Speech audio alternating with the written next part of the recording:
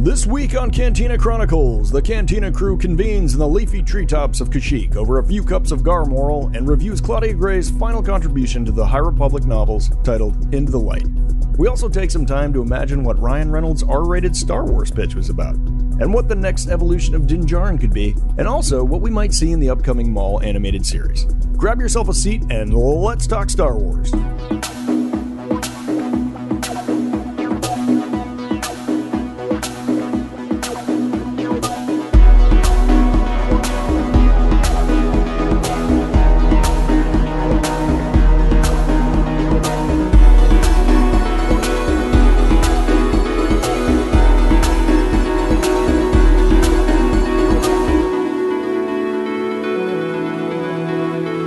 Welcome to Cantina Chronicles. This is a weekly Cantina crawl across the Star Wars galaxy where we have alcohol-fueled discourse about all things Star Wars, including news, notes, theories, synthesizing all media. We contextualize your canon. We are your landing pad for all things Star Wars. Grab a seat and let's chop it up. Grant and Adam, how are you doing, guys? The Revnog is a-flowing. Yeah. And I have just been excited to talk to you guys all week. We've got some fun news items to get into, but we've also read some books, which is very exciting. Some High Republic books. Yeah. So we're pretty much caught up. I think we got Trials of the Jedi up next in terms of the major novels, the final novel. Yeah. In all of High Republic. But everything's gearing towards that. Yeah. So we're going to talk about Into the Light by Claudia Gray. And I have a minor book report for A Valiant Vow. Which I can't remember who wrote that. I did read that. It'll be a very short book report, but I read that one. That's the young reader novel. Cool. But before we head to Kashyyyk, Kashyyyk. Oh, there we go. Yep. Why'd you have to do that, bro? I knew that would hurt you guys. I knew that would hurt you guys. Yeah. Do you remember in the Star Wars Holly special how they said it? Because I got one better for you. I have a feeling Harrison Ford said it that way at some point, and it's just stuck with me forever. And it's obviously Kashyyyk, but before we head to Kashyyyk, now it's over. Thanks, bro. It's Kashyyyk for me from now on, but it's always fine. Kazook to me. Yeah, we have Kazook, we have Kashyyyk, and we have Kashyyyk. And Han said Kashyyyk, and it's amazing. Han and Leah. No, I can't meet you on that. I don't like this at all. I'm not going to that spaceport. I can't go there. Before we get into all that, which is an incredible Into the Light novel by Claudia Gray, as Matt said, we're going to talk some news. Yeah, crazy news stories kind of unfurling this week. I mean, not crazy, but just like fun to hear, fun to know. There's a lot of development talk at Lucasfilm, and Adam, you want to break this one? Because I feel like this is you told me about this first. Yeah, this is where I learned this. Yeah, I mean, these are kind of fun because it's like I feel like so many of them have been focused on like specific upcoming things. Like it's all been like just Andor, just this, and we have like a batch of just random news stories. So the first is that we talked about Sean Levy having his movie. We know his best friend in the world is Ryan Reynolds, and apparently Ryan Reynolds pitched an R-rated Star Wars to Lucasfilm, who basically said, no thanks. I think when Sean Levy exits a room, Ryan Reynolds enters. Right. I feel like he just sneaks in there behind him. Just like a rotating door. My favorite part of the story, we'll kind of break it down, is that he made it very clear. He's like, I'm not starring in this, which is like I love that he made that a selling point to Star Wars to be like, not starring me. I don't want to be in this because I like. He pitched an R-rated Star Wars. He pitched an R-rated Star Wars. He sure did. We know nothing about it. Most likely a premise. Maybe he's had a script in the bag for a long time. We don't know. And but R-rated nonetheless. Yeah, like that's something he emphasized. Yeah, the one thing he said is really kind of fun. It's interesting. And he said, which is the one thing I found interesting, he said, I'm not saying it should be R-rated because it should be because of language or it should be uber gross and violent, but to use that as a way to build emotional stakes, which I'm like, all right, that's interesting, right? Like it's not crass. That sounds like Hollywoodese to me, but don't know why you need I don't know why that's any different than PG-13 to build emotional stakes, but all right. I mean, it just sounds like, I mean, for me, it's like, so you want to make Deadpool and Star Wars? Yeah. You only get an R-rated for three things, which is nudity, swearing, or gratuitous violence. And gratuitous violence at this point rarely gets you an R-rated either. But when you think about Star Wars, I mean, gratuitous violence is in the fabric of the original trilogy, and it's like a little scary, and it's violent, and like dismemberment already qualifies for the PG PG-13, if anything, is the highest extent sort of rating that the films get. So, The Mandalorian, like the first scene, a guy gets cut in half by a door. Like that's pretty gross. I mean, you don't see it. I mean, you don't like see the gore, but you get the. It's kind of cartoonish violence, though, where I do think if you kind of enter the territory of maybe like a forced crush or something, that would possibly be R-rated. And Chimere and the Acolyte, and sort of, I think Leslie Headland was kind of pushing ground in terms of how violent these fight choreographies can get. Lightsaber fight was the most violent I've ever seen. If this hit theaters and if the Sith relationship stuff builds out in any way, I think you could definitely earn an R rating in terms of would the Acolyte have been R rated if it was? I think if you built it out in a really interesting, dramatic way, it could very well have gotten an R rating and been a very successful movie and being a sort of opera in the sense, especially Darth Plagueis. I mean, to get a Darth character named Plagueis. Yeah. It really wanted to be R rated. It sounds terrible. No, terrible. It really be R-rated, right? Like I feel like it kept playing with it. It's the furthest we've seen them. I think in terms of violence, like you were saying, like that those lightsaber fights, although not bloody, were very violent. I mean, I think of Jackie's death scene at least once a week still. Like it was like any war film where you see something just happen instantaneously and it's uber violent. Yeah, and never forget Yord, my Yord. Yord. Yord just that was that was the snap heard around the world. That was the neck snap. Yeah, the neck snap. Yeah, the Vader neck snap and the kid in Obi-Wan though was kind of also that one's also as well. That was actually the most haunting. I think that is very haunting. I forgot about that one. And then you also have like the I think you were kind of referencing earlier, but like between Chimere and I feel bad. I can't think of her name. The Acolyte. OSHA, thank you. OSHA warnings. I always remember. I was thinking workplace, and that's how you get there, and I couldn't get it. OSHA and Chimere, like that, like kind of horny scene between them, that sexy scene between them. I was like, that's the closest we ever got to like that could have very adult. Right? Yeah. So definitely pushed the rating. But what do we know Ryan Reynolds for? I mean, it is Deadpool. It is this sort of comedic R-rated sort of break the fourth wall and explain the inner seams of the creative process around the movie itself, right? Like it's crazy stuff, which I want nowhere near. Like, what are we doing? A Dengar first-person movie where he's like, "You ever wonder who the guy in the bandages was?" It's me, Dengar. Like, what are we doing here? Like, I don't know. What is the angle on the R-rated approach? There are certain characters that may call for it. I get a lot of the bounty hunter characters. I think, like you said, Ben, like the beginning of the Mandalorian, like a guy gets bisected by a door. Like the Mandalorian started off as an incredibly violent sort of like street level Star Wars. And then it sort of evolved in sort of the mystic high adventure, serial adventure of the week, but built almost like the animated style where it's like massive set piece Jawas and like that's a good in a dark place to sort of show you where he started. It was very dark to start. It was. And to bring it back for a second, because we talked about it earlier, but I just want to like having watched the first Star Wars with my daughter, and kind of having to like, have the remote because like, let's test this. Should we watch this part? Within 10 minutes, 3 horrible things happen in that movie. Yeah. You see Aunt Beru and Lars smoking charred bodies.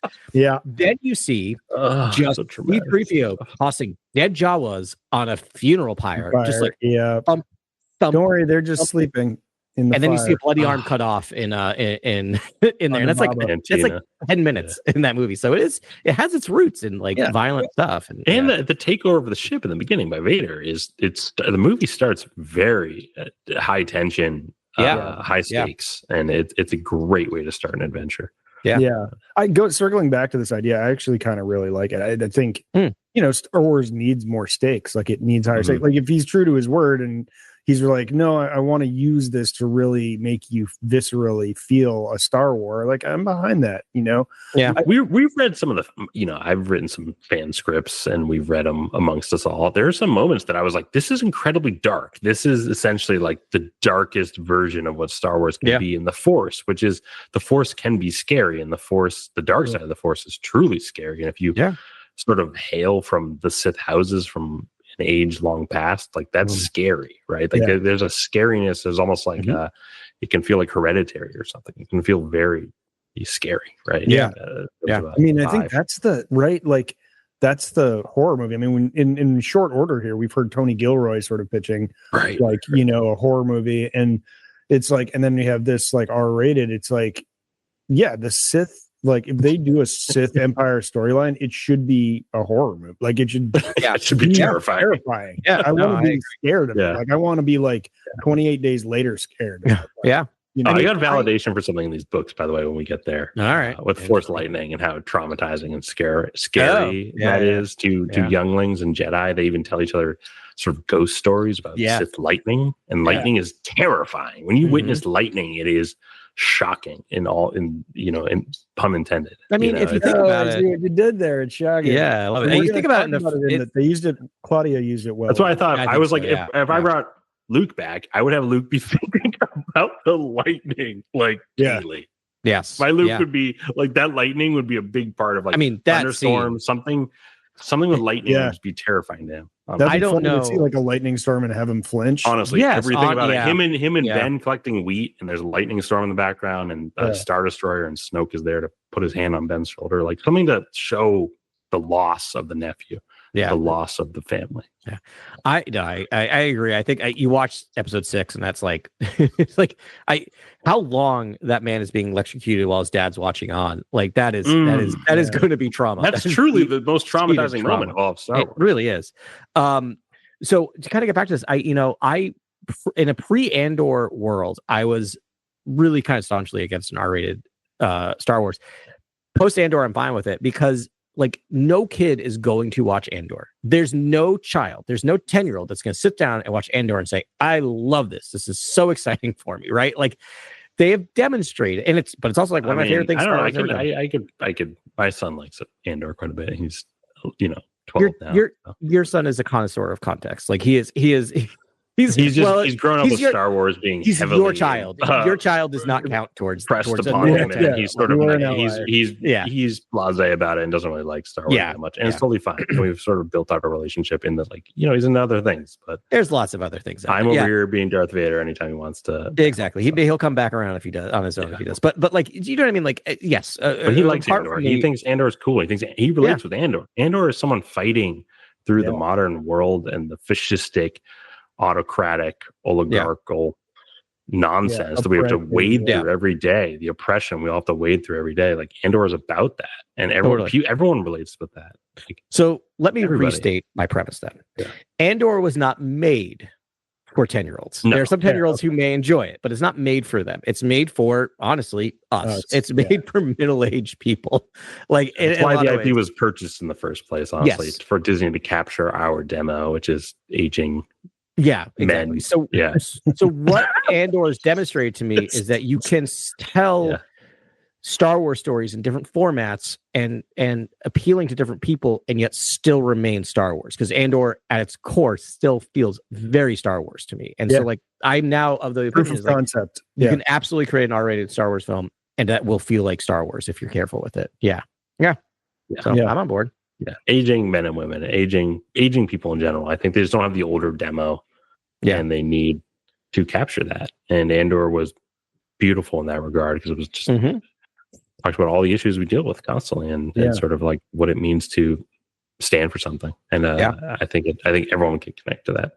But I think you're right. I think we are entering that territory. And Andor, if it was a feature length film, I would see Tony probably putting an R rating on it and sort of giving it everything, and having people probably curse in galactic languages, or nothing hits harder than a cart. I think that honestly, if it was built in a certain way, I think it would sound pretty affecting from Tony. I mean, it does have that right sound. I mean, they did drop. I mean, I don't know if we want to swear at it, but it's nicely dropped. Did drop shit for the first time in that show, right? Like, so they push a little bit, right? And so, like, you could get there. Like, it's they've now established that, our curse words are also basic. But I like the Ichutas and the Poodoos. Oh yeah, don't get rid of it. I like all the good. I need all that stuff, right? I need all the Huttese. The Huttese stuff sounds like really cutting. in terms of It like does. how this is on. Yeah, I really like it.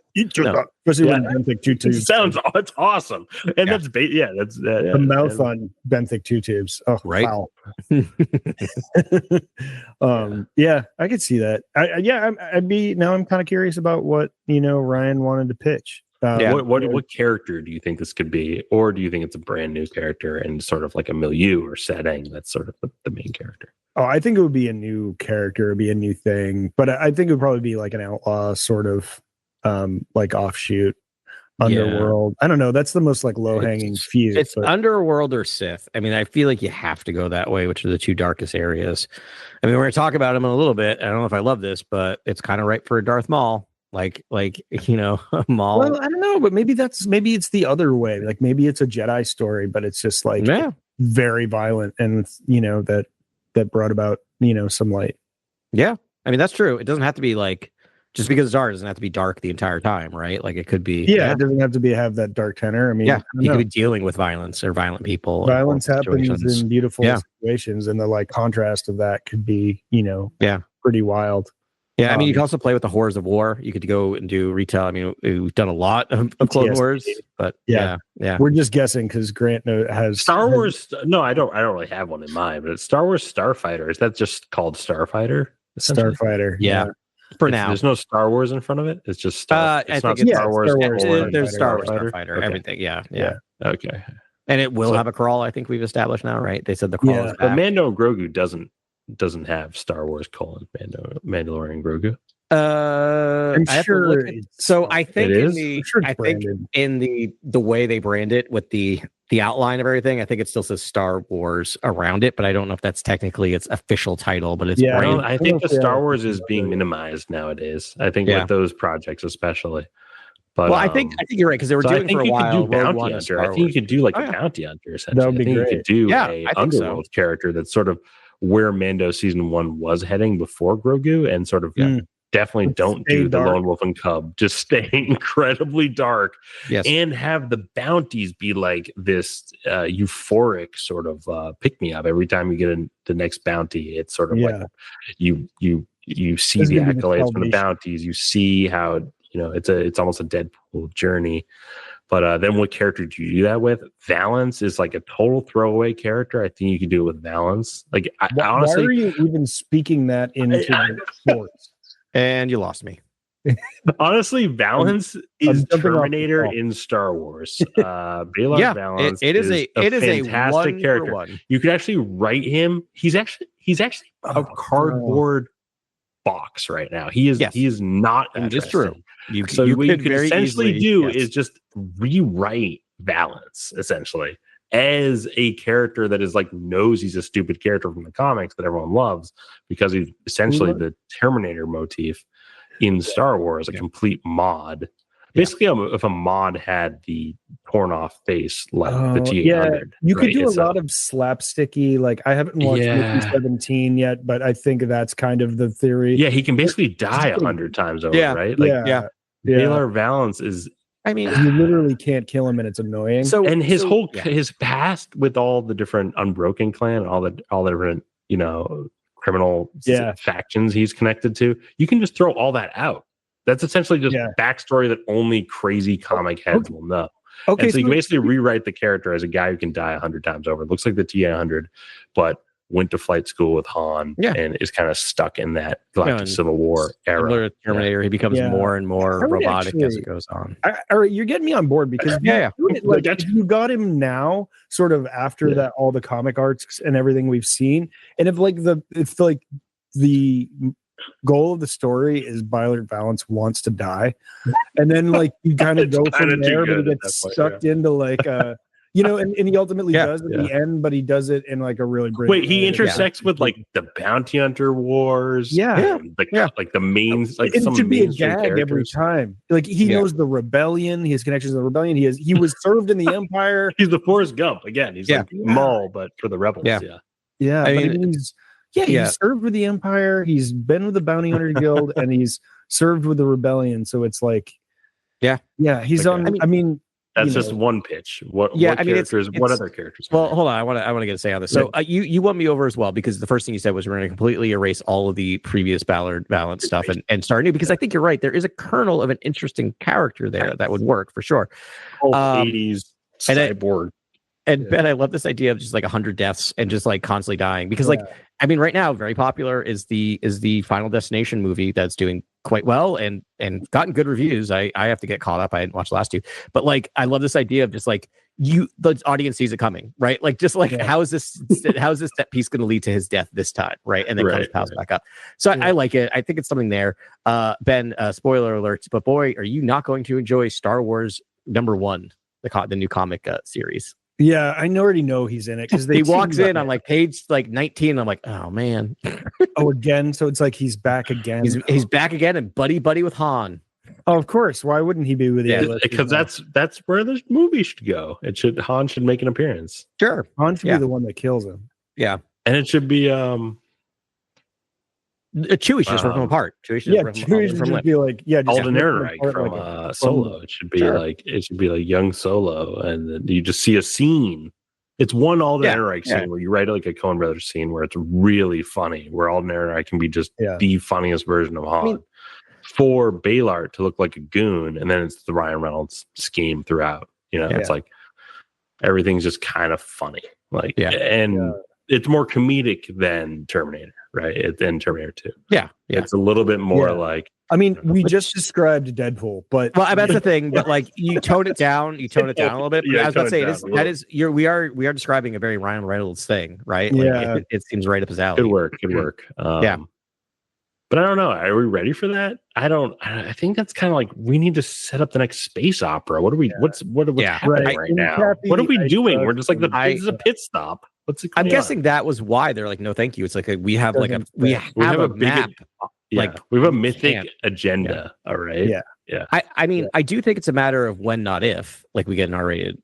It's just going to happen. Set up the next big thing. Set up the next trilogy with Simon Kinberg. Show us something from that. Show us what the idea is there, and then do this. This idea is great. Just do it with all that stuff and have it be so separate. It's like Galactic Civil War. It's like stuck in a different era. It's a different property, different pipeline. And have a different set up something first. I can't believe you guys haven't said the center of the Cantina Chronicles bingo card, which is Dr. Aphra. It's crazy. Like that's the easy. Yeah, it is crazy. It's so easy. I guess the reason I didn't say that, and this is my only thought, is that my closest equivalent to her and the storytelling I see around her is very Indiana Jones. And Indiana Jones to me is not R-rated, but that's not to say I don't like it. That's just why it didn't occur to me, because I think you absolutely could. Well, so if you don't want to do the pure Indiana Jones copy, that they shouldn't do. I just watched the worst copy of Indiana Jones ever. Oh, was it The Fountain of Youth?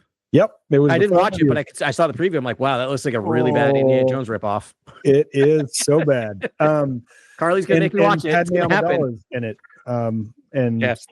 Poor Natalie Portman had to read those lines. Again, it's just why I think she felt like Padme. But I mean, but you could do because that's not really like. I feel like the archaeology is on the periphery of Aphra, even though she fronts as an archaeologist. Yeah, there's a wonderful actress on the studio. Do you guys watch The Studio? Yeah.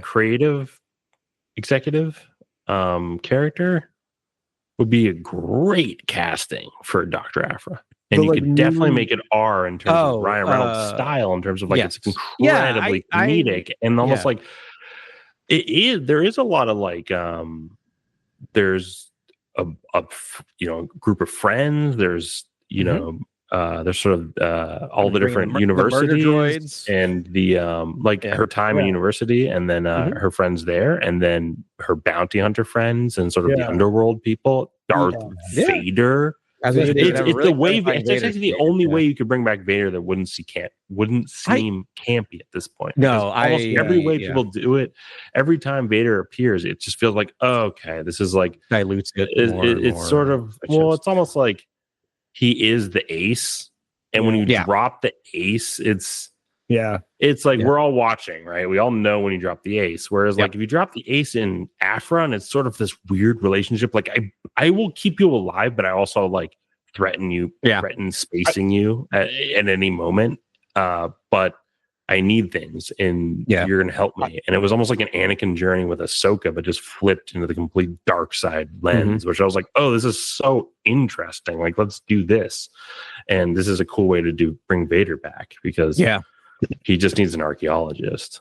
And the best archaeologist, like Indiana Jones character. Yeah, I love this idea. I'm I was saying why I didn't think of Dr. Aphra. I'm not opposed to it. I think this is the way in with that for sure. Also, like Ryan Reynolds, the first scene is her being force choked or something. It's like, so that's the thing. First scene is like, I can die at any moment because Darth Vader is right there. So one of my favorite things they've done in the Dr. Aphra comics, which I don't think gets talked about enough, is she has legit PTSD from her interactions with Vader. When we watch her now, anytime she thinks she's going to see Vader, she's in a ball on the ground, and like that should be the reaction, like of being around that person and making it out barely alive. And so, like, and that's terror, right? And terror works well in an R-rated film in that way. Yeah, like I need to be the Debbie Downer here, because I don't think they can do like peak original trilogy era Aphra, because not only do the comics exist, and you'd have to like negotiate that, those comics were made into like a novel,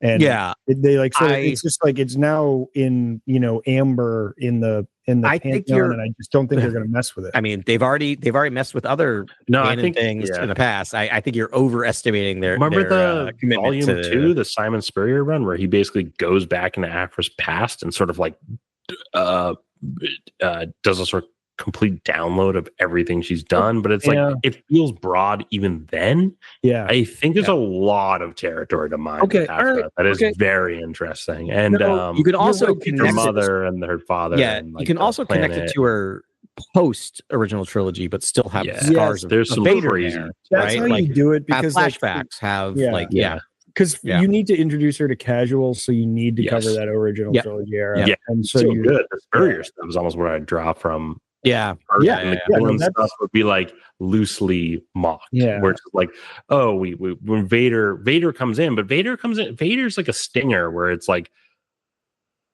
now I know the threat's been is rising, because he can just kill me at any moment, and now I have to do these missions where I die, or it's not like doing stealing artifacts while we're on sort of like it's not with the university. It's not that's fun your puzzle side box hustle. anymore. I think and also we could talk about Aphra forever, but like the cadre that she pulled around her, I felt like was steadfast for a long time, and I'm talking about like Black Chrysanthemum, 000, BT1.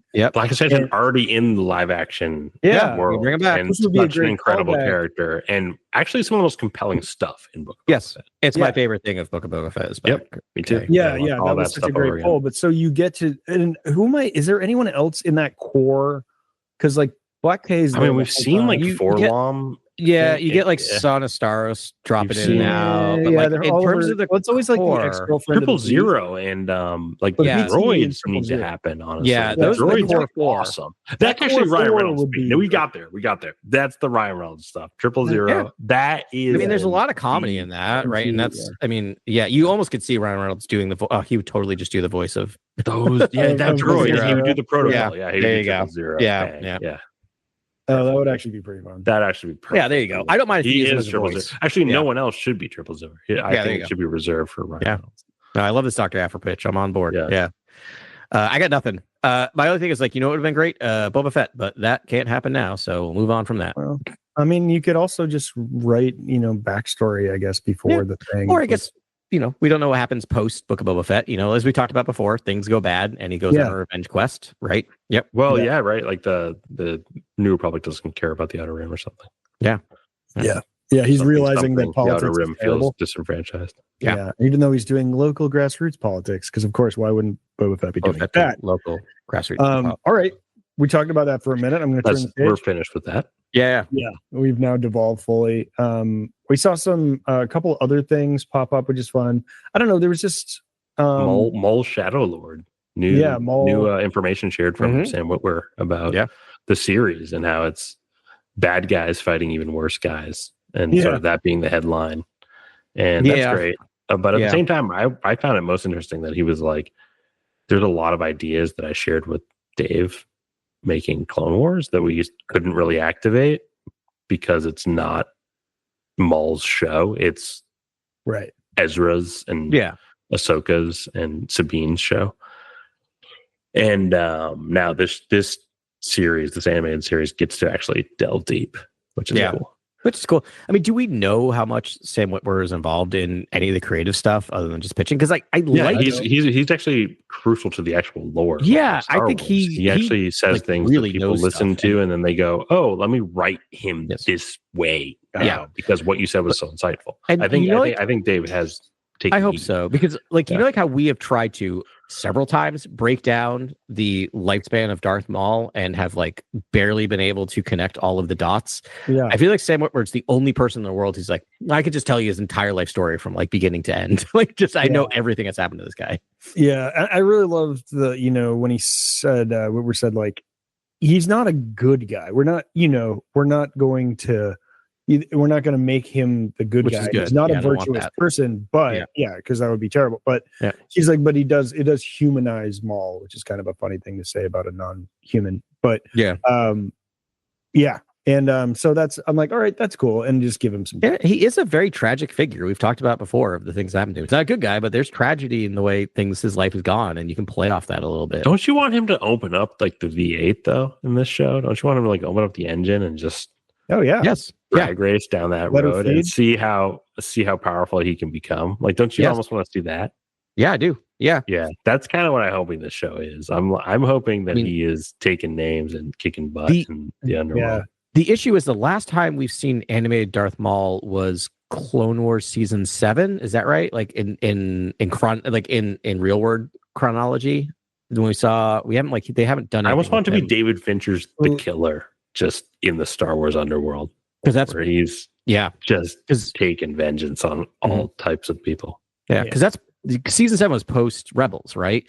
So the reason I'm asking this is because last time we saw him. No, Clone Wars. So BB-19. No. Not in universe. In like our Rebels. Rebels. Like our timeline. Our timeline. Our time last time we saw Clone Wars season 7. Yeah, Clone Wars season 7 where they were actually mocapping. So that's what I was about to say is you've now spoiled us. I will not be satisfied unless you're actually mocapping his fight scenes, because those fight scenes are amazing because of that. Yeah. Homeboy needs work. Why can't they will? I think they're going to go next level with the animation. Why can't Sam Witwer? It's Ray Park. Ray Park. Thank you. The very normal and hasn't done anything weird Ray Park. Yeah. Don't look at the internet. Don't. He's extremely normal. Yeah. No one needs to. Yeah. All right, drummer, bro. But nonetheless, I feel like, I'm sure the choreography and like the animation will be it'll be fully leveled up. Right? Yeah, it'll be cool. But I want to see that too. I want him to just like hack and slash his way through the underworld. I mean, think about how the ascension would be so quick. He is a Sith Lord, or was a Sith Lord. Sith Lord, in the underworld. Right? I think the way to deploy him is just floating things around and crushing necks. Yeah. So is Crimson Dawn named Crimson Dawn because Darth Maul is a Crimson Warrior, essentially? I always assumed that. I always assumed it was a very. I just didn't know what the naming came from. We don't know, but that was always mine. I'm like, it's a total Darth Maul move. And we'll probably get it. We'll get the origin story of it. The issue I have trouble when it's Darth Maul Tactician, which I think is what we're going to get, because it's probably going to be his rise to that. And I always see him as more as an petulant and animal.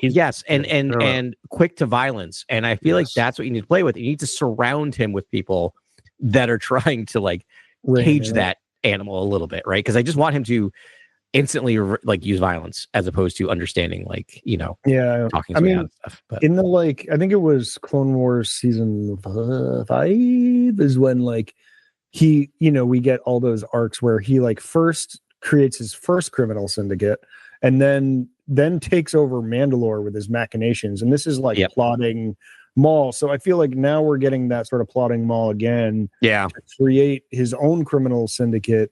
I think it needs to be a change here. We need to see something new, something different. Do you think we get Dragon Boss in this series? Yes, I think we do. Dragon Boss is a big and then the Hylabons that are sort of the security personnel of the Crimson Dawn. Does he go to Hylabon, like the planet? And maybe. Yeah. Stuff like that happen. Like what? I mean, that's why I love Filoni is because, and I love Lucasfilm Animation because I'm thinking to myself, they're really gonna like Maul might travel in this show. Yes, you can go anywhere. Go to a bunch of planets. That's what's the cool about budget animation. doesn't change. You can do whatever you want. Planets in animation. Yeah, that's the coolest part about watching it. Lucasfilm Animation. The animation I appreciate because it is some ways closest to EU because you can they do stuff they're not going to do in live action because they're like only the biggest nerds watch these things. Yeah. So they're going to touch stuff. Like, I love the fact that we're probably going to get a Solo prequel in a lot of ways to this. And I'm like, I love Solo. And I'm like, yes, more Dryden Voss. Like, we are sleeping on Dryden Voss as a villain. That guy is one of my faves. Like, he's going to get Kira in this. Yeah. Kira. Yep. I'm going to give you my dark horse guess. Like, I like it. My long odds guess is we're going to get Dr. Evazan.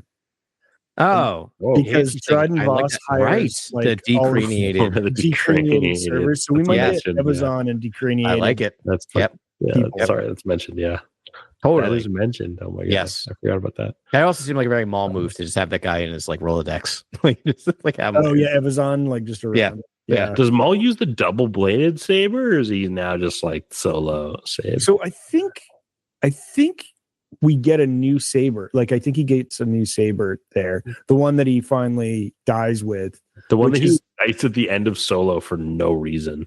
That's like an Inquisitor one, right? Too? Yeah, it's like a repurposed Inquisitor lightsaber kind of. Yeah. It like doesn't really make sense. So do Inquisitors come for him at some point? Actually, is that going to happen on Maul Shadow Lord? So it's not an Inquisitor blade. It just has like curvy things, but they're curving in a different angle, and there's 3 of them. I've actually looked long and hard at this. I'm sure you Why have. is he on Malachor in the right? Well, we're gonna find why. Out. I don't know. Like we're gonna find that out. I think it's gonna end with him being banished on Malachor. Like that's right. Like it has that's so cool because I'm like, why is he there? It is wild. Such a weird spot for him to be. Because once the show is done, we pretty much then will have the complete lifespan and story of Darth Maul. I mean, there's other things you always wanted. I don't want it, but I need it. If that makes sense, because now I'm just like it is so. He is like as we talked about before. He's the Forrest Gump of Star Wars, and like I don't understand. My brain cannot keep track of like his entire life story. So I need it complete because then I can like put it onto a timeline and hang it over my freaking desk. So I can be like, he was there, and he was there, and then he was there. Yeah. What a weird character. Right on. Yeah, I think we did it. Yeah, but the other thing was kind of a random like throwaway quote from Brendan Wayne, who is one of the like physical actors for The Mandalorian. And he just kind of said like The Mandalorian hasn't been fully formed yet. Like he's been slowly growing over time, but it's not a finished character yet. Like ultimately he was just like how he doesn't think he's the Mandalore because he didn't take the Mandalore because he wasn't ready. Like he's just not there yet, which I think is a fair statement. Yeah. I don't know. He was unconscious when the mythosaur swam by. Was that true? Yeah. He was like feet from a mythosaur underwater. Dying. Yeah. Just the 2 of them looking at each other, just sort of. Bo-Katan's like, did you see it? Did you yourself see it? Yeah. And he was like, see what? Good times. Yeah. But it's like, so, we talked a little bit offline. Grant, do you mind if I read this like paragraph that you wrote? Well, you were like, who is Mando and who will he become and how can he evolve or something? That's kind of the broad strokes of what you just said.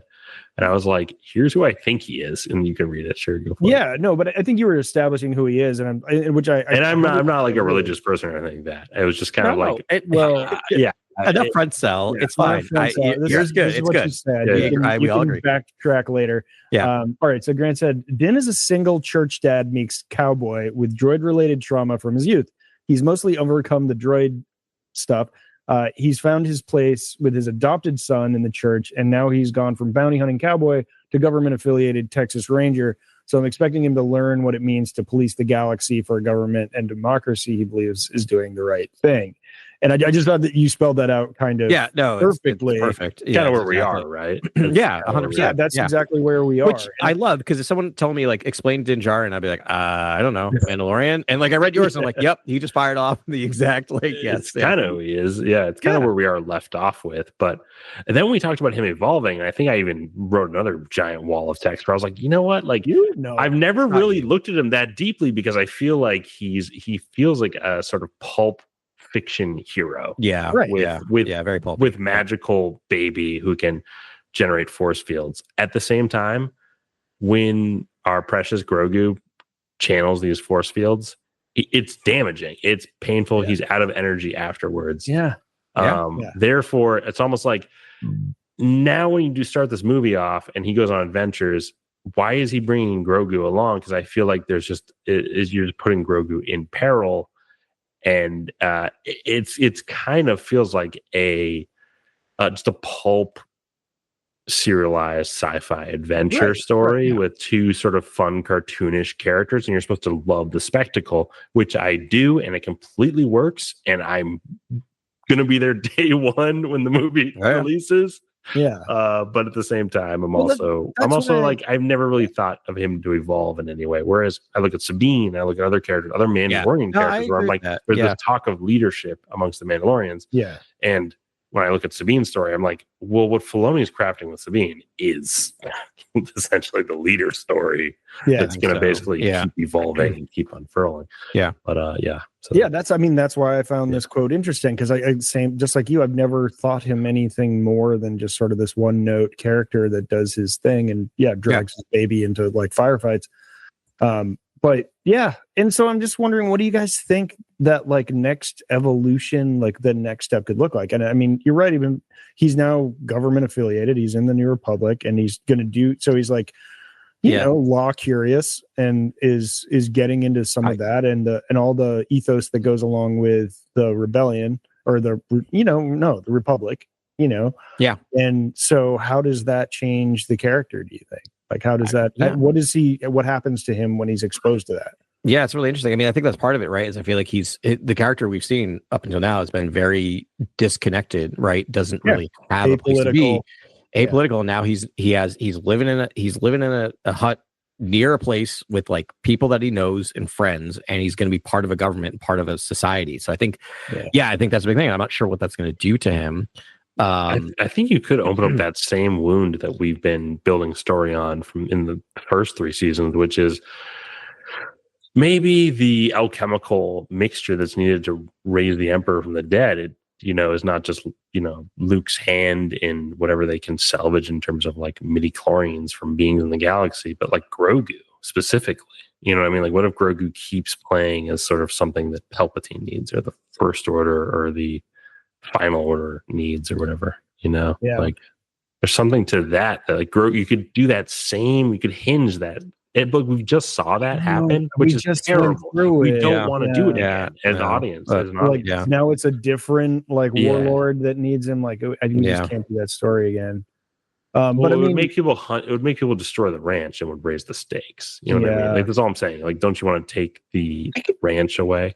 I can see like the step into politics, like his radicalization, like into the into politics, and really, he's had this experience with the Empire, with the Empire remnant.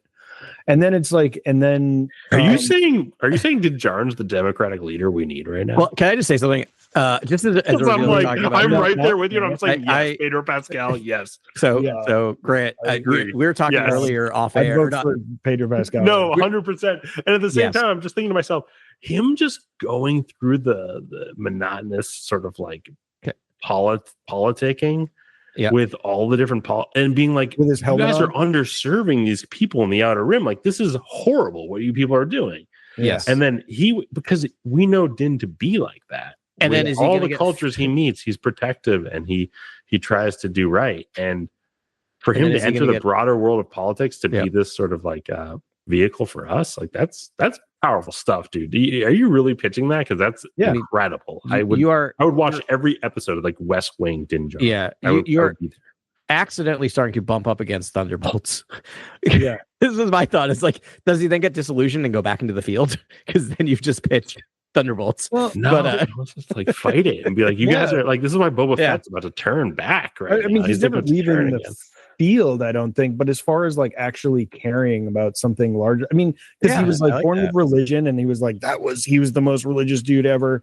And now, Grogu changes his life, and then he's up against this Imperial remnant, and now he's not so worried about playing with the Empire, and then hanging out with the New Republic, and then an Imperial remnant kills Grief Karga. And then suddenly he's activated, and now he's really in, Now but he's he really also saw the Empire. He also saw the terrifying ingenuity of the Empire, like the sort of like psychotic overdrive of their military-industrial complex, whereas like the jet troopers had Beskar armor, like mimicking his culture, and the way the Empire was just incredibly sort of vicious in their tactics, I think scares Din Djarin, and he's like, I don't want the Empire to rise again, so I'm with the New Republic. That's sort of his motivation to me. Where it's like what he think he's gonna find out the New Republic and the bureaucracy is like stagnating, and there's horrible issues. I think he's gonna find out there's like real issues. Yeah, that seems to be the singular note. If you were going to make one note about the New Republic, is it's dysfunctional. But it'd be nice to take the other side of it instead of just playing that same note again and just be like, no, their job's hard.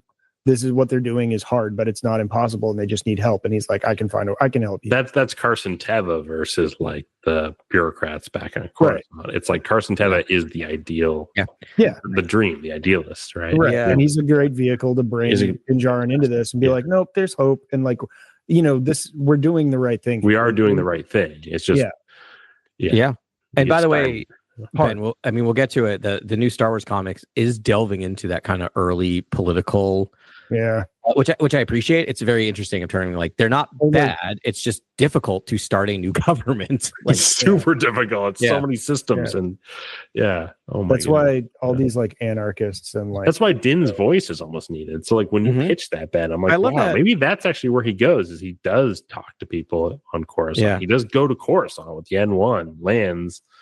And I love him as like the voice of the Outer Rim. Naboo Starfighter. Yeah. Oh, would you be? Wow. Pretty cool. I don't know. That's I just thought that's kind of cool because I didn't even think. I'm just figure it's like in the next adventure with Captain Mandalorian, and like that's kind of what it's always felt like. But to have the actor be like, no, he's going to develop more, and I guess I've never really given him credit for developing much in the past either. To tell you the truth, Mando's journey has felt like the Luke Skywalker show we've always wanted. You know what I mean? It has felt like him sort of interceding with lots of different cultures and and seeing a lot of things, speaking his piece. I don't know. There's a lot going on in Mandalorian that we've always wanted, I think, and it's amazing. Yeah, you're so right, because this is my favorite part of Jedi, and like what I love Jedi. The role I think it's the living force. It's Jedi on the ground in a hovel community, dealing with people, helping them save their egg babies. That's what Jedi should be doing, right? Agreed. What he's what the role he's played in so many times, and then thrown into an ice cave. But you kind of like that he'll just like quick draw on people. You're kind of like this. It's why you kind of like a Western, because like the character's an anti-hero. It's like that standoff with a pirate in Navarro, and he's just like, we got a problem here. Like, come on, they did that perfect, and it's a note I've seen played a bajillion times, and I'll see it a bajillion more and love it every time. Yeah, especially with Mando in the silver armor. Let's go. The needle they threaded with that show is really kind of incredible when you think about it. Like, I can't believe it worked and how well it worked. Good. Yeah. Cool. I think that does it. We should probably get into this High Republic novel. Thus begins the summer of the High Republic, where we have two novels. I mean, the other novel isn't really about this era, but the novel, and I kind of feel like we should read all of the comics up until Trial of the Jedi, because they are all sort of it's all, they're just waiting for Trials of the Jedi to release, and then they're going to release, I think, the last issue of all the comics. And it will be like, and this is what happened. And this is the last novel, or the last two novels before. Adam, actually, do you want to start with your book report? Oh, sure. Excuse me, real quick. Because I think it happens in timeline order before this novel. Yeah, but I mean, what I'll say is about these young readers, which are like middle school level. So, did not take a long time to read or listen to. I just listened to them all. But it's Justina Ireland, who we love and does a great job. It is blight focused. It is a group of Jedi kind of getting together. Well, a group of younglings getting together, fighting the blight on a planet. I will say two things about it. One, it's the return of one of my favorite new characters, which is Churro the Hutt. Churro the Hutt back, who I love, who's just like becomes this like Hutt who doesn't want to be a criminal, just wants to be a biologist and a zoologist. We love a Hutt. Yeah. We love a Hutt. But one thing I'll say is they're actually like she's doing a good job of advancing this Hutt story of like he was like an outcast from his family, but he has to go back to his family and he has to use his ways as a Hutt, like actually like fake blackmail people to actually protect ecology, which is kind of fun. So there's like little fun things in it. I will say, do not listen to this book. The person who reads it does an excellent job, does a really good job. So this is not necessarily, I don't want to go after the narrator, but there's a character called Tep Tep, who is a youngling Jedi who is super cute and has the highest pitch voice I've ever heard a person do. And boy, did it like drill into my brain. And like, I want to like this character, but she seems so annoying. But again, it seems true to the character. So yeah, so shrill read for you. Yeah, what I'll say that I appreciate about it's very, very much so. And again, I think the narrator does an excellent job, and I think that's a choice, and the choice makes sense to the character. That's a weird thing. Is like I see what she was going for, and when I read the character, it's probably the voice I'm hearing in my head. But hearing that voice in your head as opposed to actually hearing it out loud, two different things. Yeah, like it's viscerally. It was rough. Difficult. Yeah. And then if you try to listen at 2+ speed, which I do most of my things, boy, does that get worse. Because think about like, so I had to like not do that. Well, that's an Adam. No, that's why I stopped doing that for this book. And then I was like, why is everyone talking Adam, so slow? why do your eyes roll back? Why is everyone talking so slow? Yeah, I'm like why do I have a migraine? So the other thing I'll say that nosebleed. I feel bad. Again, it's not her problem. It was what was the character needed. It's just a rough character. Star Wars downloaded. Yeah, cerebral cortex. Oh my god, incredible. So the other thing I'll say about these quickly is that they're middle school novels, so you get come through quickly. They don't really advance the plot much, but it is establishing the threat of the blight and the frightenings surrounding it.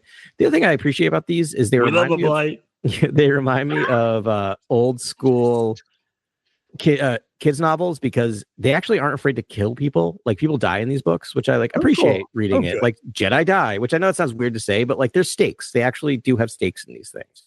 That's and it. The High Republic, it is just a wood chipper that they're throwing. It really is. God help you if this you're a Jedi. blight just keeps on growing, guys. Someone needs to do something about that. So wait, we'll talk about that. I mean, but did we do something about it? Anyway, we'll talk about that. So let's so did we? Because the comics and the final novel are like, wait, no, there's still a blight. Well, I mean, well, let's do it. Let's move on to Into Light. Let's talk about it. Let's go Into Light. Claudia the blight, something, fun characters, journey. Okay, does this one hurt your heartstone, guys? Did this book hurt your heartstone?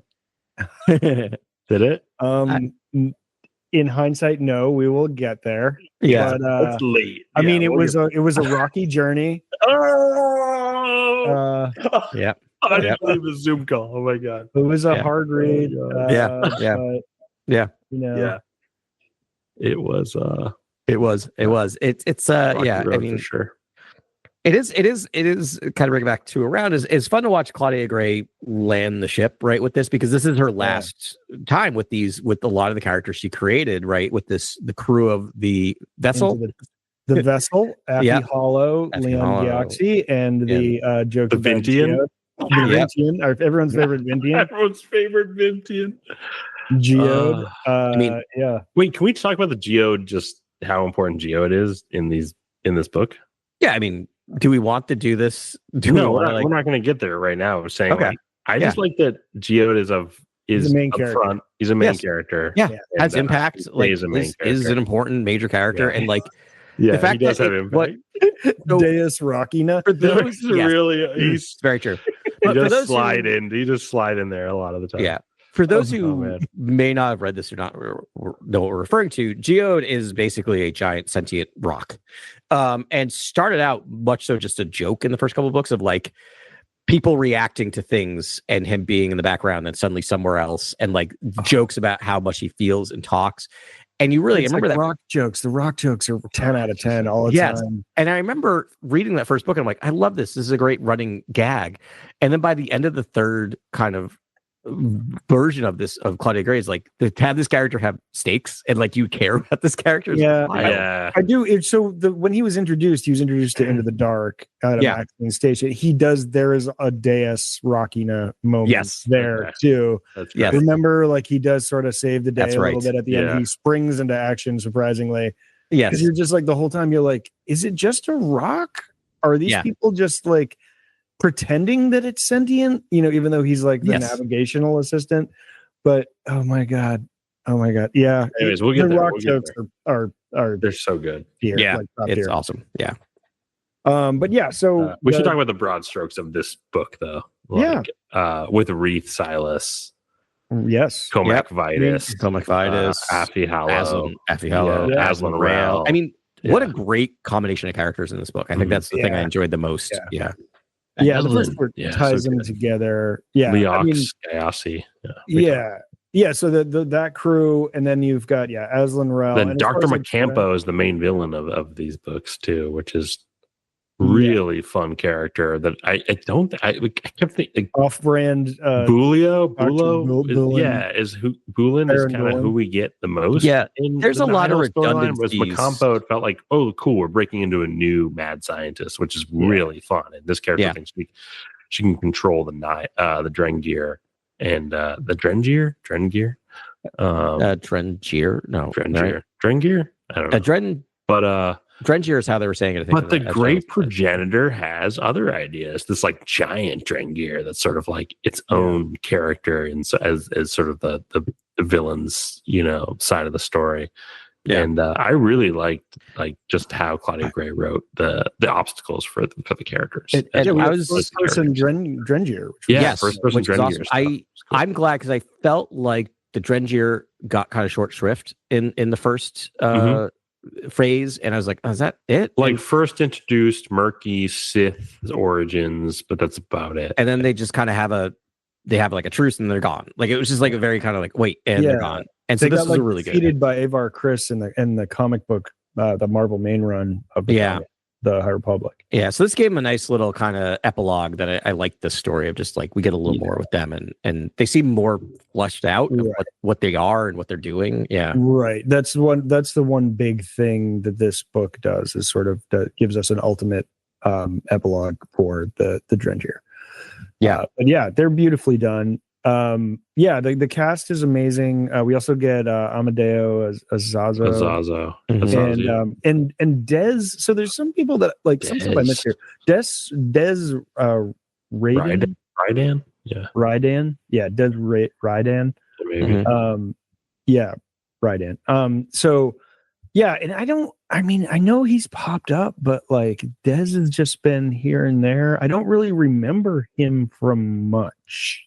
There are so many characters. I know. And I feel like I kind of have my head like Amadeo's around a lot. Like he just lost his master. Amadeo I knew. But Des felt like a newish character. There's a quote, like I found a quote and they brought him in for his like swordsmanship. But I think he must have gotten picked up in one of the comic runs or something because he wasn't in the dark. Oh, he was. That's the only appearance. His only appearance is Into the Dark. Okay, that's why. There's an indirect mention in Tears in the Nameless, but that's it. He's only in Into the Dark, so that's why. Okay. We haven't seen him for like 3 years at this point. Basically. I should also mention that Nan Hag is a major character in this. That's the Nile character that actually hails from the Into the Dark book. Yeah. So it's really this is the culmination of all their arcs sort of coming together again, which is cool. Just don't you dare. Yeah, it's there forever. Like this. But don't do that. And so we have them, Macampa on the other side, and and it's just sort of like how this volatile crew with Aslan Rail and all of them. You know, and they're trying to, both sides are trying to control the Drengir, right? Like the Dr. McCamp is trying to control them, and then our heroes are trying to figure out how to stop the blight and its growth, which it's growing at like this exponential rate, faster than a radioactive isotope, right? Unlike anything in nature, unless really you have scary like a meditation ring to sort of hold it at bay, which Yes. they've done on Kashyyyk, because obviously that could be terrible. And we get a lot of really good Kashyyyk stuff in this. So the Worshyyr trees, you get a lot. You get flora and fauna, mentioned, the culture. I wanted to eat the stew, like the Kashyyyk stew. I know, so spicy, a little spicy. Hey, like Vanestra was loving it. I was like, this is great. Wait, Vern wasn't there. Oh, not Vern. Vanestra. Avon. Sorry, Avon. Yeah. Yeah, so Avon would be the other one that's there too, who's a fantastic character. Gira Staros, like brilliant daughter who's been involved with all this stuff. So I think I think it starts with Rhys being given his blessing to go to Kashyyyk and try and like help out and figure out what's going on with Kashyyyk and getting them ready for an evacuation ultimately, because of the blight. But then Nan shows up and she pulls like a classic Princess Leia move with the thermal detonator in the middle of Coruscant and gets his attention. And she's like, you should know Macampa's there, and she's got some ulterior motive, and I can help you get her. And that's how she gets on the ride. And I think Reath just likes Aslan and sees the good in him, and it's like a project for him. So he brings this older Jedi master turned exile who's now become a dark side sort of worshiper, or like dark side infused, and he has this really he's the past trauma that's sort of hinted at in this book quite a bit. I mean, he is very much he is trauma. He is trauma, and it's all stems from the levelers, like from the but he's like killed a leveler with his bare hands essentially, and people are like, this guy is freaking terrifying. And and Reath Silas, so like a lot of people give the Jedi, sort of harsh criticism for their decision making. And Reath's decision to keep this guy around was just perplexing to me in this book. I was astounded that Reath was like, "Oh no, I got this, Comac. Don't worry about it. He's fine." He's literally trying to turn people to the dark side. So this was another thing I wanted to talk about, because I think we missed something, and it must have happened in the comics, because they mentioned that that Aslan saved a Jedi's life, and it was given like better digs. Like he was given a better room. He's not like locked in a basement anymore, and like kind of freedom to be around. He's like earned. Yeah, he's also a Yoda decision. Aslan was also a Yoda decision, which is crazy. I don't want to tie it to all like the prequel, scrutinizers, but like, it is Yoda who's like, no, Aslan's chill. Don't worry about it. Yeah, and actually, I think he said one time, like, he could be the key to this, and like, then Reath's used that to license all of his decisions. Like, that is the conversation ender when anyone talks about Aslan. He's like, well, Yoda said it was cool. But you loved that scene when Comac stepped up and was just like, how dare you try to turn, I don't know, was it Amadeo or whoever it was? He was like, stop this right now. It's like if someone interrupted Palpatine with Anakin. It was like a really fun scene you've never seen before in a Star Wars, which is dark side mentor interrupted, which I was like, oh, so fun. I really like that moment. Aslan's a great character in this. I mean, Claudia's best of the best. Everything she does, I just adore so much. Do you guys feel like the tone of this book was a little new, a little different for Claudia in a Star Wars? I felt like a nice continuation of prose from Into the Dark. To do a callback, perfect. It felt almost Ryan Reynolds, like sort of Lucy, sort of, I don't know, like almost self-irreverent. Was the only way. I don't know. I really felt it more in the beginning of the book. You didn't feel it like felt very casual and like just kind of not slapsticky, but like loosey-goosey kind of. I thought it was more of like, we're going to Kashyyyk and we have Kelnaka and Buryaga, and this is just like the coziest of cozy places to go in Star Wars. And it's sort of a rote idea. Like, we're going to Kashyyyk. We're going to see Worshyyr trees. We're going to hang out with the coolest Wookiees of the time, which are Kelnaka and Buryaga. They're gonna help fight the Drengir. Of course, Wookiees fighting back the Drengir makes perfect sense because it's like the ultimate. What would be able to fight well against the Drengir is the Wookiees because they use vines and they travel through the treetops faster than anyone else, and they can basically descend on the blight and fight it back, and also channel energy. And like you knew the Kashyyyk stuff was going to be awesome. Yeah. And so I think the book just feels like a little bit like, let's just have really fun times digging into the characters. And I thought she did a great job. Sort of like each character is really getting a meaty journey in this story. And I thought Reith Silas was the one character that I felt like it was almost like he's turning into a leader, which was kind of interesting. I was like, okay, this is the Reith Silas leadership journey, and the thirst trap with Nan or whatever else that is going on there. He brought all his girlfriends with him. Yeah, there's a lot going on with Reith that's like kind of interesting, but kind of, I don't know. It's sort of going in a direction that I don't really care about. Whereas Aslan Rel is like I'm fascinated by, and I'm interested. There's some interesting characters in here. Cool. Avon Staros, Affy Hollow, those characters are really cool. I've been Wikipediaing during this. I've been listening to. I may have a little background on Aslan Rail that I think we missed. I don't have a lot of info on it, but I think I know what we missed. Okay. Which is I forget, and now as it completes to me is very upset, is that there were these comic books published called The Edge of Balance. Edge of Balance. Which we covered a couple of the volumes. They're like, I have a couple behind me actually. Because I've read them. Yeah, but I don't think we've read 3 and 4, and Aslan Rail is in 3 and 4. So I'm wondering if that's where that happened. But even Wikipedia doesn't have it updated. Like I looked at Aslan Rails, I was like reading through his biography really quick. They don't even have it updated. So I wonder if it happened in 3 and 4. So I'll have to pick those up and read those. Yeah. Okay, yeah. We should do an Edge of Balance. We should put that on the list in the summer of High Republic. I'm pretty sure I have the single issues. I mean, I must have had them. Because I read the first couple of those, but that'll be interesting. Right. I mean, like I really like just the poetry of Aslan Rel and how Claudia was writing sort of that backstory stuff where they went out with their crushes, like they went on trips. Yes. And that was some of the coolest stuff in the book. The Aslan Rel sort of backstory stuff was so interesting. Yeah. It sounds like he's had a lot of trauma. Like, yeah. I mean, he ripped his own eyes out. Like, yeah.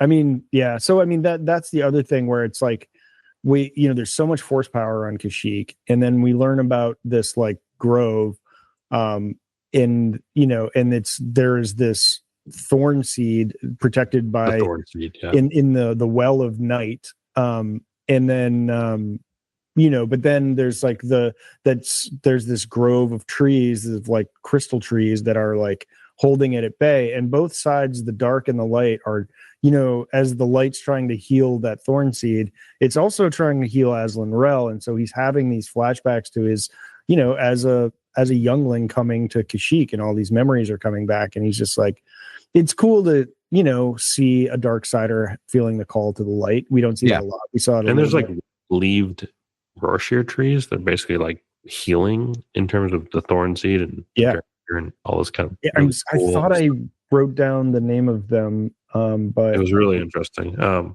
Wookiees also hold council, and it's really cool to see just how things operate on Kashyyyk. And it's like that's the kind of process stuff that I think I was looking for out of the book. It's like I want to know what it's like to walk across the bridges on Kashyyyk and the treetops. I want to know what everyone's doing. And Claudia did some great stuff. The other thing I thought was really interesting is when Kanaka and Buryaga come back, there's this like throwaway line about like Wookiees do not have an issue with this whole thing of attachments. Like they are attached, and it's okay that they're attached, and they're welcome back. And the second they're welcome back, they're like more part of the tribe than they feel like they're Jedi. Like they almost seem separated and part of the Wookiee tribe again, which I really think is interesting. That's very cool. Yeah, that could be my favorite part of the book. I mean, I always look for these attachment like quotes and stuff, and so they're not entirely cut off from their families.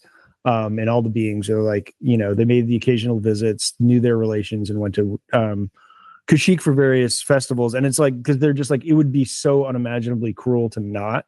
Because it's like they lived with their family for 50 years before they were ready to be Jedi.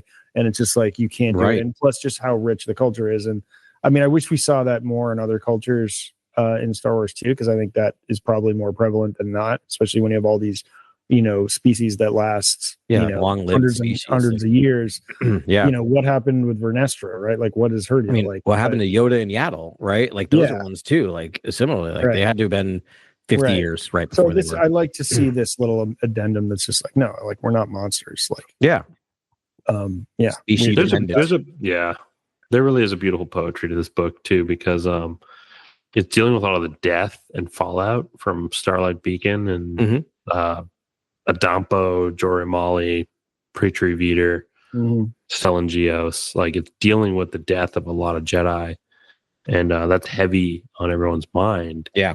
And then you get this wonderful sort of like, and then you feel like there's this like high stakes. The Drengir are just unstoppable and multiplying and traveling at their own will, while all the while a dark mad scientist from the Nile is trying to also control them and but she can control them, and she can't, which is scary. And but then it's so cool at the very end where there's sort of like the Into the Light gets its meaning at the very end of this book in a really fun way, and that the Drengir are actually shown the light. The Drengir are redeemed and sort of become these flowering, beautiful, it's awesome parts of nature, and they're saved by the Worshyyr trees and the environment and the Wookiees channeling their Bakelnak and Buryaga, and all types of really cool sort of acts in them. In that was just so cool. I was like, there's a rebirth at the end of this book too. It was awesome. It almost feels like if the blight continues in Trial of the Jedi, I don't know how that they'll solve it, right? They'll go and solve it there. We'll talk about that in a second. The Worshyyr tree bark. I don't know. I guess what I was gonna say too is I appreciated that. Like, again, we talked about this before. Like, I have no problem with Jedi chopping it up, right, and like solving things with their lightsabers. But it felt like a very Jedi thing. Of occasionally there is another solution with a foe, right? It wasn't to wipe out or destroy the Drengir. It was to give them this, right? And remind me how they did it. The Jedi were able to connect the Drengir to the minds of the White Worshyyr Grove. So that they got full understanding of what the Worshyyr Grove stood for, and they showed them the light. They spoke to them on and the purpose the meat bags serve, basically. Each shall no longer plague our being or something like that. Or I don't know what it was. It was something like they're not going to ingest meat so much anymore. They're going to at all. At all. They're just going to be vegan. Apparently. But it also does a good job of explaining why we probably aren't going to see the Drengir again. Like, why they're not an ongoing threat. Like, this felt like an end to that story. I mean, you could always always find a way to bring them back, but it felt like, oh, this makes sense why this is not a threat in current era. Right. Yeah, they were literally shown the light. And I mean, it also opens the door for later on sentient plants and stuff to just pop out of any sort of forest anywhere in the galaxy. You could run into sentient plants, and while they'd be benevolent, it would be kind of fun to interact with that. A little sort of ent magic. There are some excerpts coming out from Trials of the Jedi. I don't have a pre-release copy or anything like that, but I am interested to read some of those excerpts, and I think it's titled something about the blight still being around, and I was like, what? So let's talk about that. So this interaction they had with the Drengir not only tamed the Drengir, but it cured the blight. Oh, I think because they destroyed the thorn seed, so that the White Worshyyr Grove didn't have to focus all its energy on that giant crystal, the Sith crystal, that's trying to turn all the plants evil, which is a thing. Apparently, that's what a thorn seed is. And so it could actually use its powers to clean the blight. So it's okay, then how? I mean, maybe is there, because the Drengir can move. It's can the Drengir spread the gospel? Can they? The Great Progenitor. You could connect with the Great Progenitor, bring the Great Progenitor, solve the blight. So maybe the Drengir become an ally. Wait, it's also the temple that's underneath the Jedi temple. Yeah. Did we talk about this stuff? Yeah, it's there. It was in one of the last books. Yeah, because what's his name put it there himself. Marchion Rowe went down there himself and put it there. Dude, what? Wait, that is. So can we talk about Marchion Rowe for a second?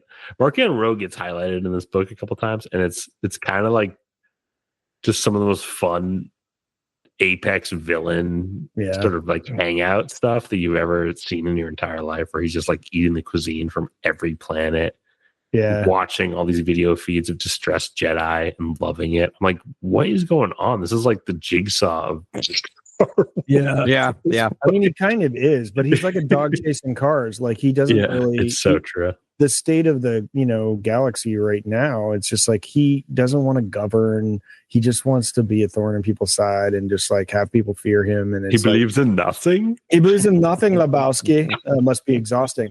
And then and so the Nihil are kind of coming apart at the seams a little bit. Yeah. You have all these like Baron Bulin kind of had his own agenda. Now Dr. Macampa has her own agenda. We want some money. Defected. We want some money, Lebowski. My girlfriend cut off her toe. You don't know that. Who are the nihilists here, man?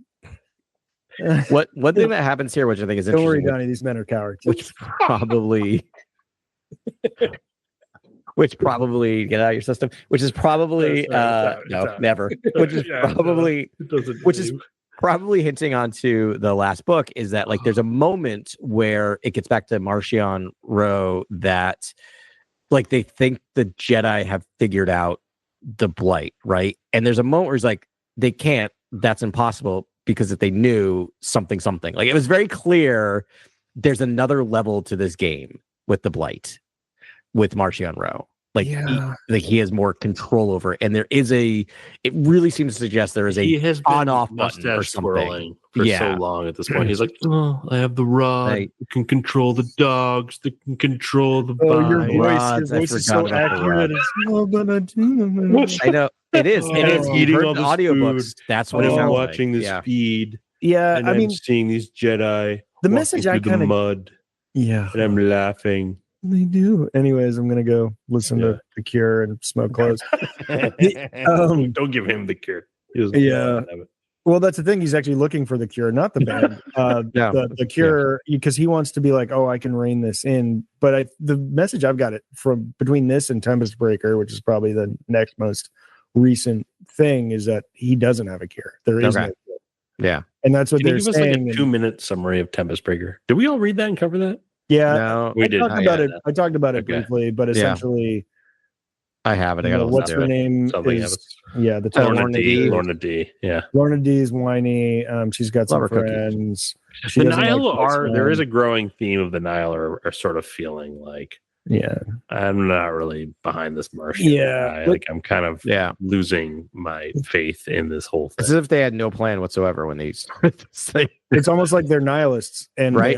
They go. They let us right back into this. When you're an anarchist, the end is anarchy, and then it becomes a government. You can't form a government around that. Yeah, it's literally anti-government. But I love the fact that like they accidentally became a government. Like they didn't need to, and then they excised everyone. Like, oh, now we have to rule. Like they became the thing they hate the most, which is kind of hilarious. And now they're just falling apart because, is classic anarchic thinking, which is stupid. Yeah, they realize there has to be some type of government or some type of at least Oh, it's communism. It's like no, that never worked either. By the way, okay. Even communism is a form of government. So anarchists wouldn't even like that. Like anarchists, like in their core, it's wild. It makes no sense.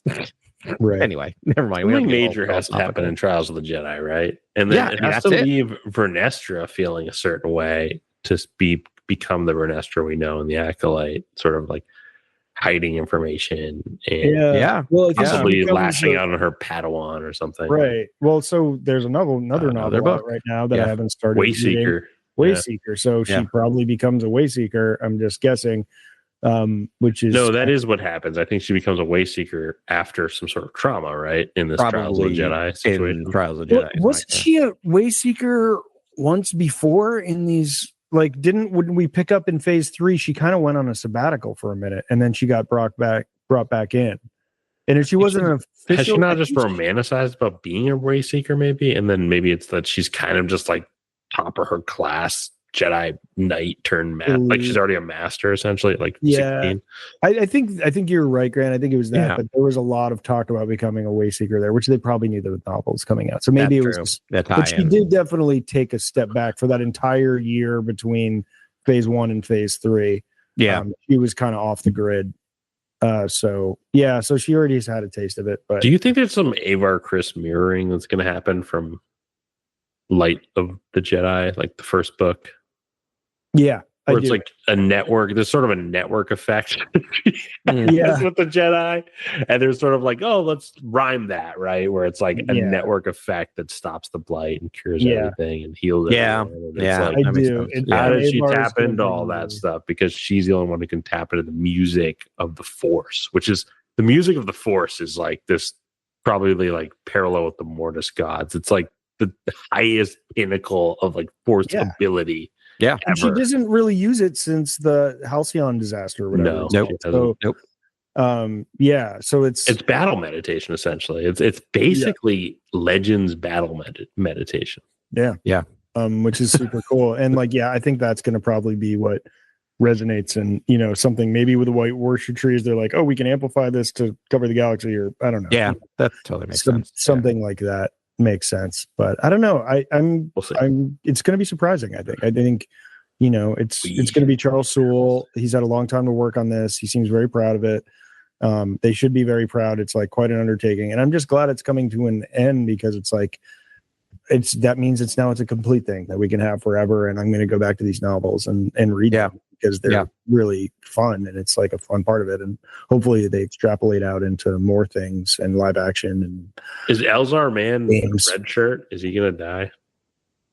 Well, so we know that there's going to be this sort of like 9 knights. It's not like the Council of 9, but it's essentially, it looks like Knights of the Round Table. Yeah, exactly. Yeah. Reith Silas, Elzar Man. Right, yeah. We went through it, I think, a couple pods ago. I do have their names here. So if you guys talked about something else for 16 so seconds. The other thing that happened in this book that I don't think we covered is I want to call him Cormac. Comac.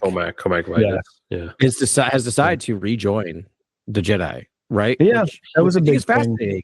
We haven't. That's not something we've ever encountered. Like, I love that we've talked about people stepping away, but there's never really been an idea of like, you can come back, right? Like, you can take like a sabbatical and come back, which I think is really interesting. There's some interesting commentary about the bearish vow and how it's like not always effective. And like people would take the bearish vow and be like, after 3 years, be like, what am I doing? Right. Yeah, there was. Yeah, and that was kind of interesting to hear. I was like, oh, that's fascinating. Right. And he's just like, this is stupid. And then just like doesn't really do anything for me. Like, there's plenty of monks on your meditative period as being not worth it. Which I was like, wow, that's so interesting. I was like, every time you can't wait to Instagram post about your meditative retreat, it's like no, it's like, actually, fuck, that was just a waste of time, and I should have. There's plenty of monks who are just like halfway through the vow of silence.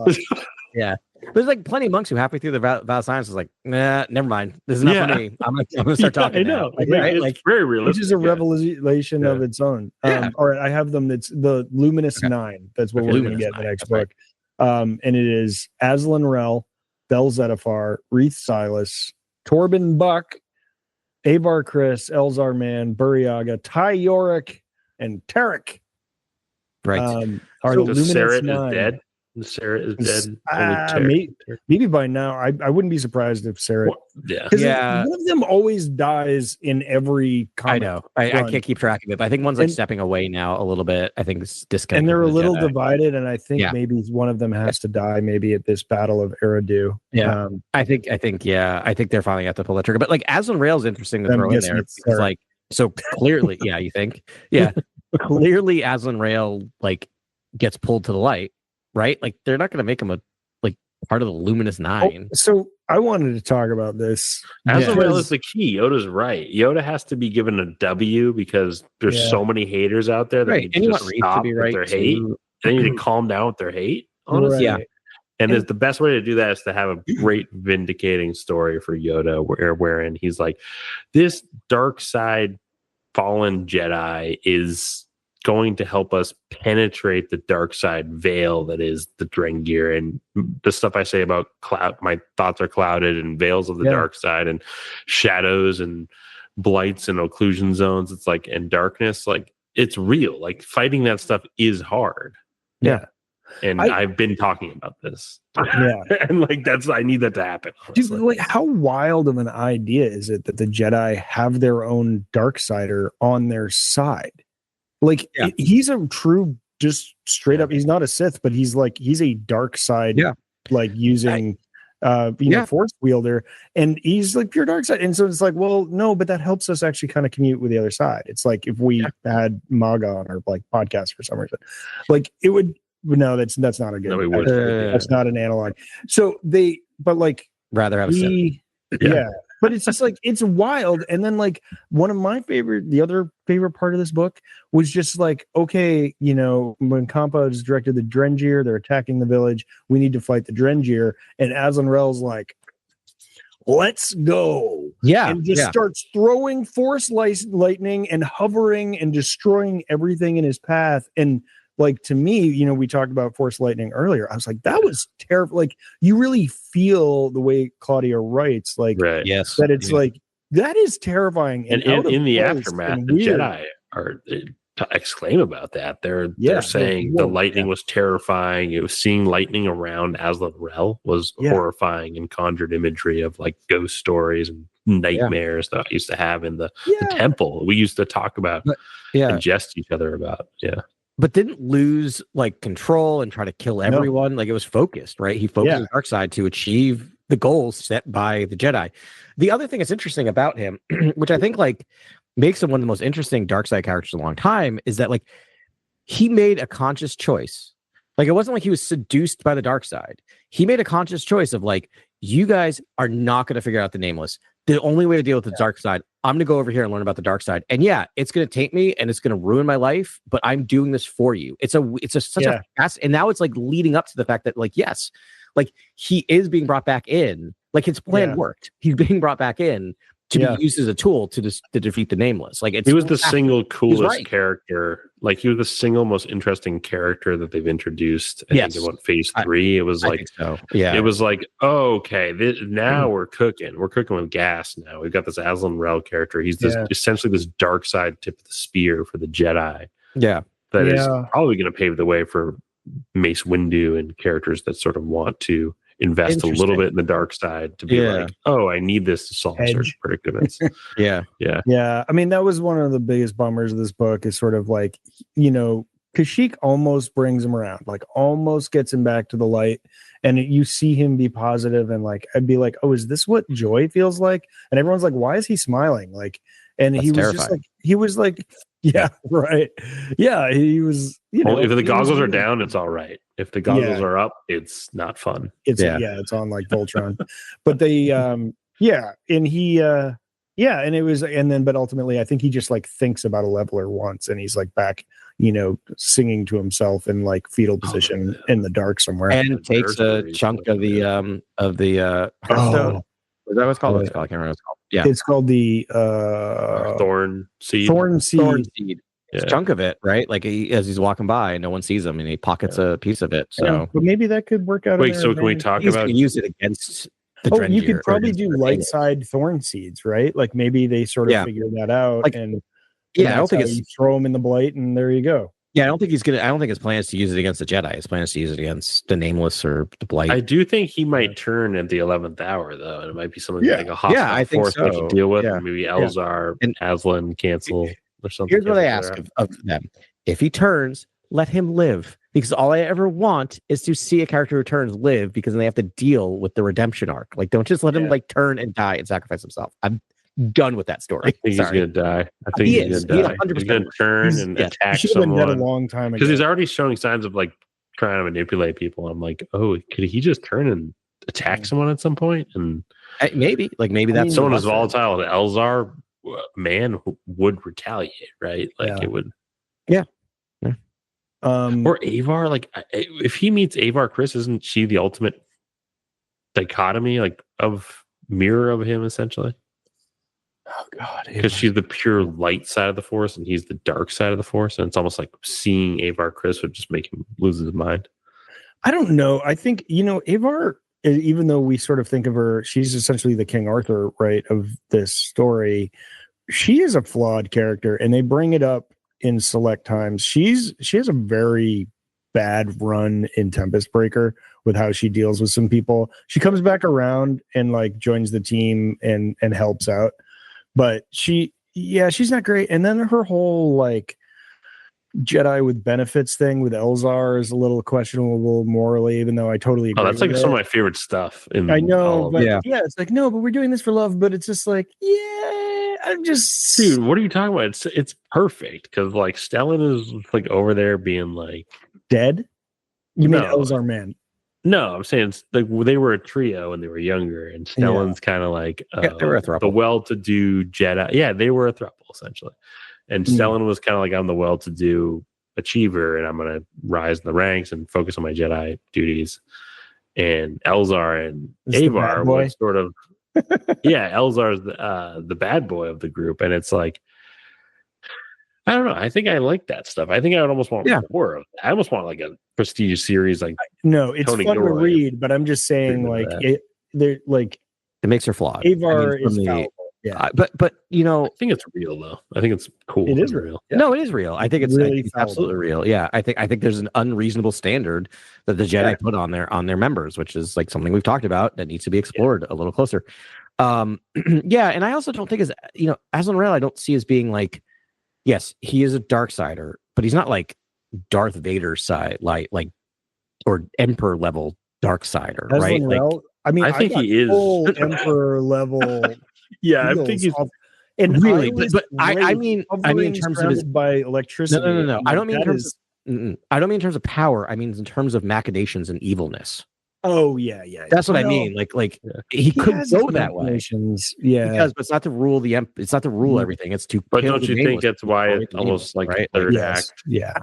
Kill all the nameless, and then I've driven crazy. Yes, not driven insane. Because get there. Yeah, it's like in killing all the nameless, he's been all their trauma goes into him, and he becomes like Darth Nihilus.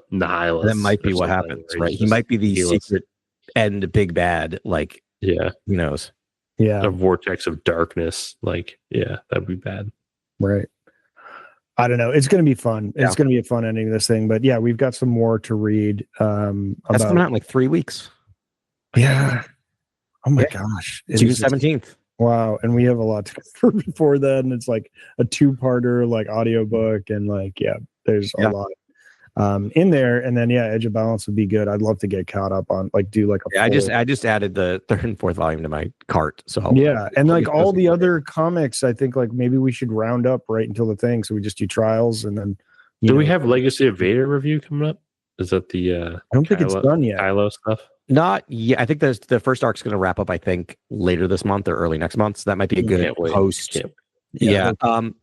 So maybe, Ben, maybe that's a good idea. Maybe the week, because it comes out the 17th, right? So that's Tuesday. Maybe that week, I mean, we can do this planning off air, but maybe that week we do High Republic comic roundup, and then the week after cover the book. Does that make sense? Like, because then we'll I think I love that idea of just like, let's get caught up in the comics, and then we can do post that if there's a couple issues, just, here's the final.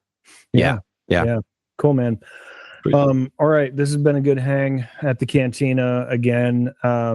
This Cantina in the tops of the Worshyyr trees in Kashyyyk, which is the best place. It makes a lot of sense to put the alcohol up in the top of the trees with tiny ladders and whatever, but it probably works for Wookiees. Anyways, we'll find our way down. Stumble across those rope bridges. And they got the claws. Don't forget they got those climbing claws that we don't have. Yeah, they do. Out. We don't. But we'll just have to hang out and wait for a hover sled or something. You're the greatest. We'll talk to you next week on Cantina Chronicles.